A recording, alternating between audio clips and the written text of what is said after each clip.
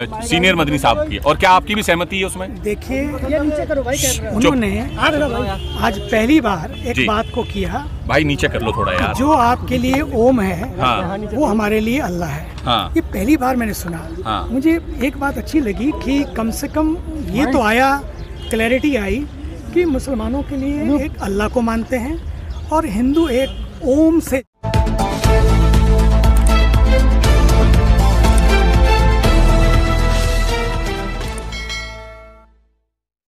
Senior Madani साहब की, और क्या आपकी भी सहमति है उसमें? देखिए, उन्होंने आज पहली बार एक बात को किया। भाई नीचे कर लो थोड़ा यार। जो आपके लिए ओम है, हाँ। वो हमारे लिए अल्लाह है। हाँ। ये पहली बार मैंने सुना। हाँ। मुझे एक बात अच्छी लगी कि कम से कम ये तो आया, क्लैरिटी आई कि मुसलमानों के लिए एक अल्लाह को मानते हैं और हिंदू एक ओम से जिस सब की उत्पत्ति हुई है उसको मानते हैं। वहाँ आदम की बात उन्होंने उठाई, वहाँ मनु की बात की। हाँ। और हमारे यहाँ ये बात सच भी है कि मनु की संतानें हम कहते भी हैं। आज तक तो मनु का विरोध होता रहा। चुप। आज तक तो मनु का विरोध होता रहा, लेकिन ये पहली बार है कि मनु की स्वीकृति आई है। तो मतभेद हो सकते हैं, लेकिन मनभेद नहीं होना चाहिए। आ रही है ना ऑडियो? मनभेद नहीं होना चाहिए। हाँ। एक बात। दूसरी बात है, क्योंकि मुसलमान अगर अल्लाह को मानते हैं तो उनको मानना चाहिए। हाँ। ये उनका अधिकार है। हाँ। और हिंदू अगर एक ईश्वर को मानते हैं, ईश्वर के अनेक रूपों मानते हैं, ईश्वर एक है, उसके रूप अनेक हैं, उसका भी सम्मान होना चाहिए। अभी सिख समुदाय के चीफ जथेदार साहब ने अकाल तख्त की अभी कहा कि हम, गुरु नानक जी ने हमको सिखाया कि ईश्वर एक है, एक ओंकार, वहाँ एक ओम एक ओंकार। तो ये सारी बातें जो हैं, उन्होंने कहा कि हमारे लिए अल्लाह एक है। तो सबको अपना अपना अधिकार है अपने अपने ढंग से, लेकिन इन सब में आस्था रखते हुए सबसे बड़ी बात है कि मानवता खत्म ना हो जाए। स्वामी जी, इसमें सबसे बड़ी, सर एक मिनट, लोकेश मुनि जी के बयान से आप सहमत हैं या फिर सीनियर मदनी साहब के बयान से? ये साफ साफ जानना चाहते हैं सब लोग। सहमति की नहीं, असहमति की नहीं है। हाँ। मुझे लगता है कि थोड़ा समझ का फेर हुआ है वहाँ पर। किसकी? उन्होंने आपस में जिसका भी हुआ हो। तो बाइकआउट करना जल्दबाजी थी? मुझे लगता है कि आप बाइकआउट कर रहे हैं इसका? सर ये नहीं, मैं किसी चीज का बाइकआउट कभी नहीं करता। रास्ता बाइकआउट कभी भी नहीं है। हाँ। रास्ता है सहमति। हाँ। रास्ता है संवाद। हाँ। रास्ता है समाधान के द्वार खोलना। इसलिए तो एक मंच पे हम लोग हैं। हाँ। ताकि किस तरह से अंतिम बात आज क्या आई, 5 बातें आई। आप उन 5 बातों को हाईलाइट करिए। हाँ। कि ये हमारा वतन है, हम सब मिलकर इसके लिए काम करेंगे और हम सब इसको साथ साथ कंधे से कंधे मिलाकर काम करेंगे। हाँ। और जैसा कि मैंने कहा, खासकर मैंने कहा, एक बात को बहुत जोर देकर कहा कि पूरे विश्व में कोई बात आती है, ये बात आती है कई बार, नाम मुसलमान का आता है। लेकिन आज की इस मंच से ये होना चाहिए कि नहीं, अब हम सब मिलकर काम करेंगे, हम अपने वतन को धब्बा नहीं लगाने देंगे, दाग नहीं लगाने सुशील मुनि जी ने भी यही बात कही कि आज का जो एजेंडा था वो भारत के विकास, भारत में की जो सद्भावना है उसके ऊपर बात करने की बात थी, या फिर जो जहां पर भारत कमजोर हो रहा है सामाजिक क्षेत्रों में, वहां मजबूत करने की बात थी। लेकिन यहाँ पर एक धर्म का पाठ पढ़ाया जा रहा था, उसका इतिहास बताया जा रहा था। इसलिए ये जो संकल्प हुआ, देखिए जब मंच पर लोग होते हैं, सबको अपने अपने ढंग से बोलने का अधिकार होता है, क्योंकि सब अपनी अपनी मनोदशा से आते हैं। तो लेकिन हमें क्या करना चाहिए? किसी का बहिष्कार नहीं, किसी का बायकॉट नहीं, बल्कि हमें क्या करना चाहिए? बल्कि हमें परिष्कार करें कि इससे आगे का रास्ता क्या है।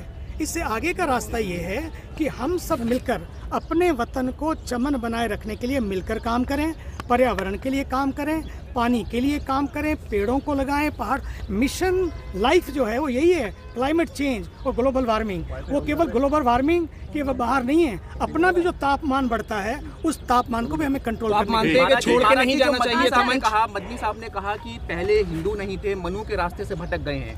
लोकेश मुनि जी ने इस बयान पर एतराज जताया, इस पर मुझे लगता है कि उनके कहने में ये शायद नहीं था कि पहले हिंदू नहीं थे, या पहले, मुझे लगता है कि कहीं पर थोड़ा सा अंडरस्टैंडिंग, बैठने की बात करने की ज़रूरत है कि क्योंकि वो जब इस्लाम को पढ़ते हैं, पढ़ाते हैं, उसके आलिम हैं, उसके दानिश हैं, तो वो उस दृष्टि से समझते हैं। हो सकता है किसी को उन्होंने कुछ बात पूछी होगी तो उनके समाज में जो बताया गया होगा उन्होंने उस तरह से रखा।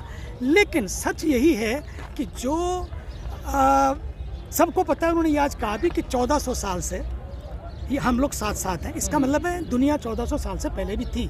इसका अर्थ सीधा सीधा है, तो उन्होंने कोई इस तरह से ये नहीं कहा कि दुनिया पहले नहीं थी, दुनिया बाद में नहीं रहेगी, दुनिया पहले भी थी, दुनिया बाद में भी रहेगी।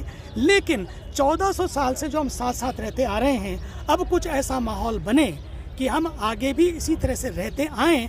मनु की बात जो उन्होंने की कि हमने मनु के चरणों में अपना माथा रखा है, इसका मतलब है कि मनु ने जो उस समय कहा था कि मानव बनो, इंसानियत कायम रखो, हम उस पर आज भी अटल हैं। ये एक बहुत बड़ी बात है आज कि मनु ने जो बात कही उसमें हम मानव बने रहें और इंसानियत बनाए रखें, और हम मनु के द्वार से भटकेंगे नहीं। स्वामी जी, ये छोटा बयान नहीं आपकी बात से कहीं ये निकलता है कि इस्लाम सबसे बड़ा और इस्लाम सबसे ऊपर, कहीं ये निकलता है मुझे या नहीं? लगता है कि देखिए, वो चूंकि इस्लाम को मानने वाले हैं, वो इस्लाम की बात इसी तरह से ही रखेंगे, क्योंकि उनको लगता है कि इस्लाम नहीं, क्या उन्होंने बढ़ाया इस्लाम को मुझे सबसे नहीं ऊपर किया लगता, या नहीं? मुझे नहीं लगता है कि उनके दिल में ये होगा कि इस्लाम बढ़े या इस्लाम को बढ़ाया जाए। देखिए, हिंदू भी रहें, मुसलमान भी रहें, सिख भी रहें, ईसाई भी रहें, और सब रहें, उसके साथ साथ इंसानियत रहे, ये उससे भी ज़्यादा ज़रूरी है। स्वामी जी, और स्वामी जी, आपको नहीं लगता कि जैसे मदनी साहब ने मनु और ओम की बात की, तो लोकेश मुनि इस वजह से भी नाराज हुए होंगे कि बाकी धर्मों का कोई उन्होंने एग्जाम्पल नहीं दिया? नहीं, मुझे मालूम नहीं वो क्यों नाराज हुए, मैं जब बैठूंगा उनके साथ बात करूंगा। लेकिन बात यह है कि ये पहली बार ये आई कि ओम की बात भी आई और अल्लाह की बात भी आई, ये पहली बार हुआ है। पहले केवल अल्लाह की बात होती थी, अब ये बात तो कम से कम आई कि ओम है।